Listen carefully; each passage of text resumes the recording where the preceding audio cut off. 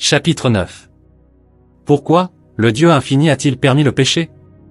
Ce message tiré des Saintes Écritures est destiné à ceux qui ont reçu en partage une foi du même prix que la nôtre, par la justice de notre Dieu et du Sauveur Jésus-Christ. Bien-aimés du Seigneur, cette question fut posée au prophète William Branham, le messager de notre âge, dans le message intitulé « Qui est celui-ci » Paragraphe 44a, il dit ceci, une fois quelqu'un a dit « Pourquoi Dieu a-t-il laissé le péché venir sur la terre ?» Vous voyez. Pour résumer sa réponse sur cette question, il dit « Dieu a permis le péché, c'est à cause de ses attributs. » Remarquez. À un moment donné, Dieu était un tout. Dans ce tout, il y avait des attributs. Et il était un sauveur. Par nature, il était un sauveur. S'il n'y avait jamais eu de pécheur, comment aurait-il été un sauveur? Il ne pouvait pas sauver jusqu'à ce qu'il a permis le péché. Dieu est un guérisseur. Et il ne peut guérir que s'il y a un malade à guérir. Vous voyez, s'il n'y avait jamais eu de maladie, il n'y aurait jamais eu un guérisseur.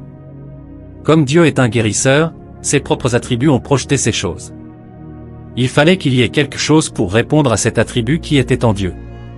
Et le prophète William Branham dans le message intitulé « Baptême du Saint-Esprit », paragraphe 50b, il dit « Si Dieu n'avait jamais permis à Satan, il savait quand il a créé Lucifer que ce serait lui qui corromprait le monde.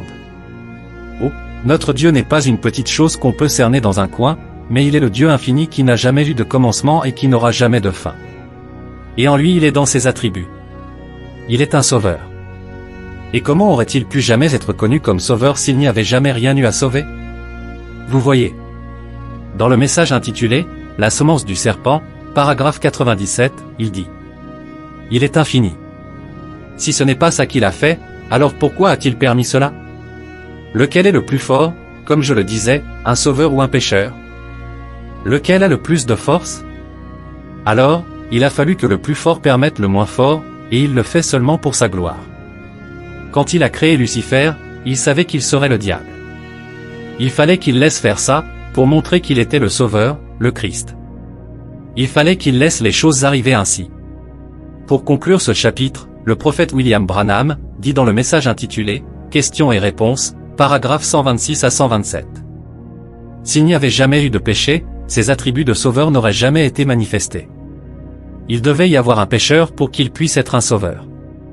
Il devait y avoir un homme malade pour qu'il puisse être un guérisseur. Amen. Voilà. Il devait en être ainsi.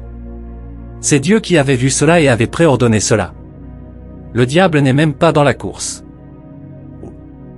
Il n'est qu'un truc sur le bord de la route, que Dieu a utilisé pour amener ses enfants à lui, lesquels crient « Abba, Père ». Ce n'est pas étonnant quand ce jour-là les anges chantent. Lorsque nous chanterons l'histoire de la rédemption, les anges inclineront la tête, ne sachant pas de quoi il s'agit. C'est sûr. Ils n'ont jamais été perdus. Ils ne savent pas ce que c'est. Ils ne savent pas combien nous nous sentons bien de savoir que nous qui, autrefois, étions pécheurs, loin de Dieu, sans espoir, sans miséricorde, sans Dieu, dans un monde de corruption, mourant, en route vers un enfer du diable, Dieu s'est abaissé, nous a ramassés et nous a rachetés, et maintenant nous sommes au-dessus des anges, maintenant même.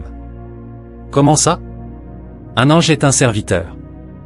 Nous sommes des fils et des filles. Qui a plus de valeur à vos yeux, votre serviteur ou bien votre fils ou fille?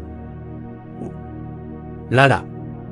La prière d'un saint ira 1 million de fois plus haut que celle d'un ange, oui, monsieur, parce qu'il est un fils. Oh, c'est vrai, mon frère, ma sœur.